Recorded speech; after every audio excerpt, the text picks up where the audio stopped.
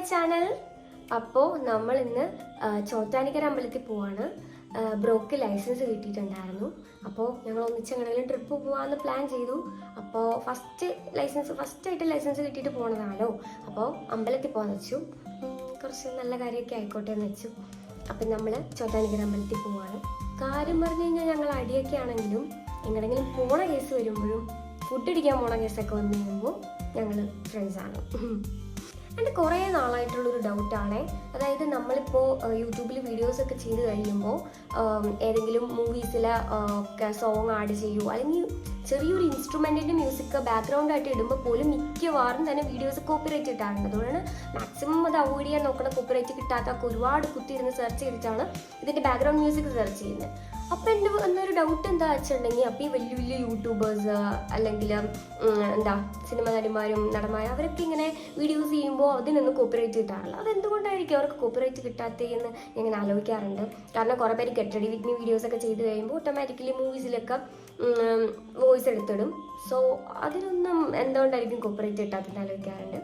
ഇതിപ്പോൾ ഒരു വീഡിയോയ്ക്ക് ഒരു ബാക്ക്ഗ്രൗണ്ട് മ്യൂസിക് ഇടണമെങ്കിൽ പോലും സെർച്ച് ചെയ്തൊക്കെ ഇടാന്ന് പറഞ്ഞാൽ മാക്സിമം അതുകൊണ്ട് അത് കട്ട് ചെയ്ത് ഇല്ലാണ്ട് ഇടാനൊക്കെയാണ് നോക്കുന്നത്. പക്ഷെ എന്നാലും നമ്മളൊരു മ്യൂസിക് പോലും ഇല്ലാണ്ടിരുന്ന് കാണുമെന്ന് പറഞ്ഞിട്ടുണ്ടെങ്കിൽ ഇറ്റ്സ് നമുക്ക് ബോറിംഗ് ആയിരിക്കും. സോ അറിയാവുന്നവരാരെങ്കിലും ഒന്ന് പറഞ്ഞു തരണേ. ഓക്കെ, അപ്പം നമുക്ക് അമ്പലത്തിൽ പോകാം.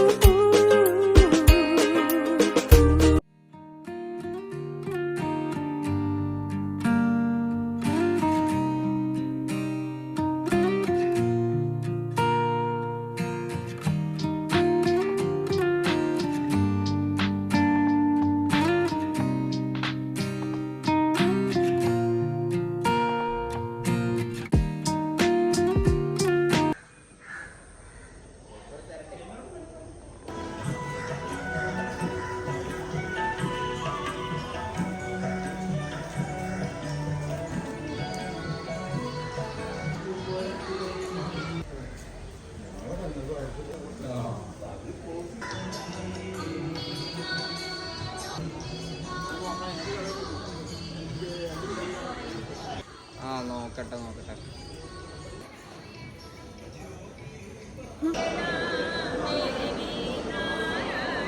അമ്പലത്തിൽ അന്നദാനം നടക്കുന്നുണ്ടായിരുന്നു. അത് എറിഞ്ഞ് പോണ പോക്കാണവൻ. അത് കഴിഞ്ഞ് അവിടെ ചെന്ന് നോക്കിക്കഴിഞ്ഞപ്പോൾ ഭയങ്കര തിരക്ക്. ക്യൂ എന്നൊക്കെ പറഞ്ഞിട്ടുണ്ടെങ്കിൽ നല്ല ക്യൂ ആയിരുന്നു. തമിഴ്നാട്ടിൽ നിന്ന് ആളുകളൊക്കെ ബസ്സിൽ വന്നിട്ട് നല്ല തിരക്കായിരുന്നു. അപ്പോൾ അതെങ്ങാനും കഴിച്ചിട്ടിന്ന് പോക്ക് നടക്കൂല എന്ന് എനിക്ക് തോന്നി. പക്ഷെ എന്നിട്ട് അവനടുത്ത് പണ്ട് അവനത് കേൾക്കില്ലായിരുന്നു. അവനവിടെ പോയി നിന്ന്. പിന്നെ ഞാൻ പുറകെ പോയി ഒരുവിധം പറഞ്ഞ് വിളിച്ചുകൊണ്ട് വന്നു. പക്ഷെ വിളിച്ചുകൊണ്ട് വരണ വഴിക്ക് അവൻ പെട്ടെന്ന് ഫ്രണ്ടിൽ എത്തിക്കുമ്പോൾ ഒരൊറ്റടക്കി കയറില്ലായിരുന്നു. അത് ഞാൻ അൺഎക്സ്പെക്റ്റഡ് ആയിപ്പോയി കേസ്. പിന്നെ ഞാനും പുറകെ ഇടയ്ക്ക് കയറാം ഇവനെ കഴിഞ്ഞിട്ടേ ഉള്ളൂ. എങ്ങനെ ഇടയ്ക്ക് ഇവിടം വരെ ഇത് മൊത്തം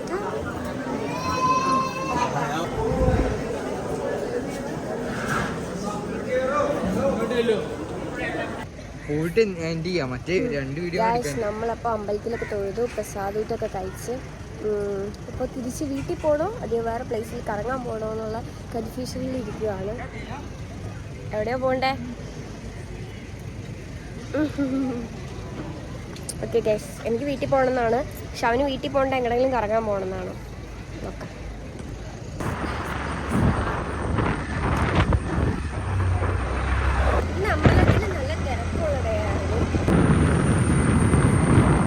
നമുക്കങ്ങനെ നമ്മൾ പ്ലാൻ ചെയ്ത പോലെ പോകാൻ പറ്റിയില്ല. ഞങ്ങൾ ആക്ച്വലി കടമ്പ്രയാറ് പോകുന്ന റൂട്ട് കടമ്പ്രയാറ് പോയതാണ്.